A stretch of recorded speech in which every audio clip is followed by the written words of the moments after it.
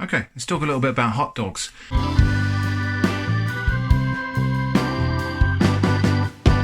In the video where I dehydrated hot dogs, there was quite a lot of comment about hot dogs being in, the hot dog sausages being in a jar.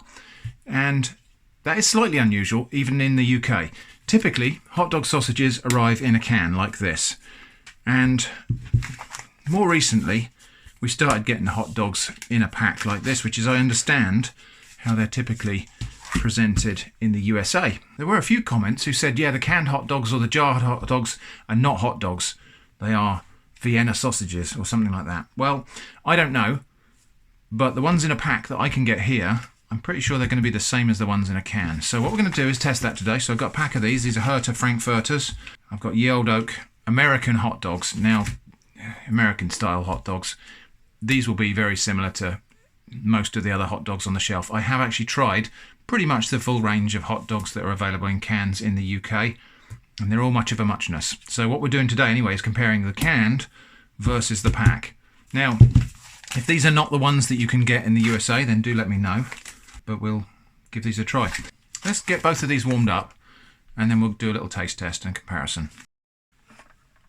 Okay, so let's give these a taste test.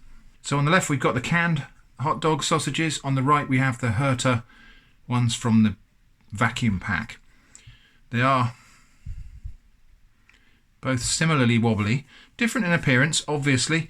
These are thicker and darker. These are a paler tan colour. Let's have a little taste of each. Starting with the Herta vacuum packed. Okay, so quite smoky, very finely textured, and kind of a skin on there actually. A little bit of a skin on the sausage. Now the Ye Olde Oak canned hot dogs. More of a salty flavour, obviously not smoky. I don't think they were intending to be. So these are beechwood smoked, these are just hot dogs. So not really a fair comparison on the flavour. Not an awful lot of difference in texture. Let's have a look. Let's actually cut one cleanly.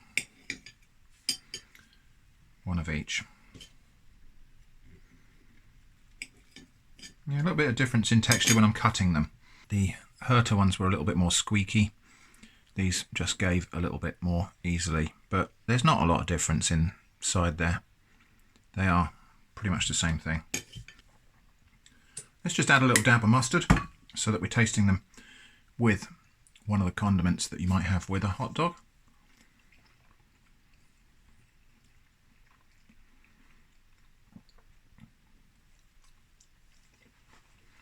Okay, so the difference, ever so slightly softer, ever so slightly more salty, more firm, a little bit more meaty, and obviously with a smoke flavour. But here's the thing, I've had hot dogs from a can which were not dissimilar to this. So, unless someone can show me otherwise, there isn't really a lot of meaningful difference between the hot dogs you get in a vacuum pack in the chiller and the ones you get in brine in cans or jars. Perhaps a little bit more salty if they've been packed in brine, but that doesn't seem to be a massive difference. So if you still think I'm barking up the wrong tree, and maybe I've just overlooked some obvious detail and I've got something wrong or got the wrong products or something like that, then let me know about it in the comments. Let's discuss it. Somebody asked in the comments for an update on the seeds that I brought back from Spain, accidentally brought back from Spain, which I planted in this pot. And it's been about 2 or 3 weeks, I think, since I planted these, and sad to say, there is no sign of life in that pot. So I think we may conclude that those seeds were not viable. We'll give it a little bit longer. I'll give it another couple of weeks and we'll see if anything happens. But given that we think those seeds were from the dandelion family, germination's usually pretty quick in that botanical family, so I think the fact we have no signs of life here means we're not going to see any signs of life. But let's not give up just yet. So yesterday was really stormy, and so today we went to Hill Head, which is on the Solent Shore near Fareham, just for a walk. Now I like to wander along this beach after a storm because sometimes we find that the churning of the waves and the wind has actually turned up some interesting things out of the shingle It's quite a good location for fossils. I have before now in this location found shark's teeth.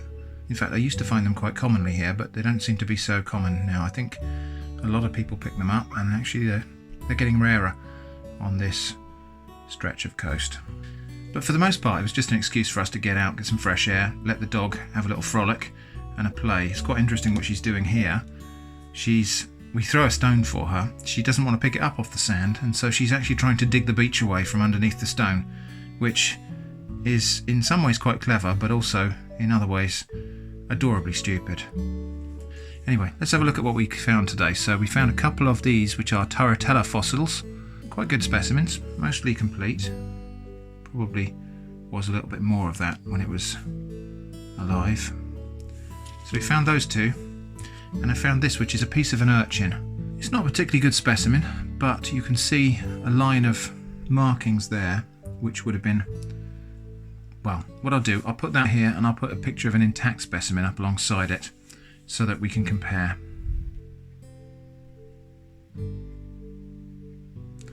So yeah, very unmistakably part of a sea urchin fossil of some sort, but as I say, not the most brilliant specimen. You can see little features in there. This is probably, that would have been the top of the urchin, and it's been crushed even before it's fossilized, so it's interesting. But like I say, not the best specimen. I found better than that in the past. So thanks for joining me in this random video once again. Many thanks for watching, and I hope to see you again soon.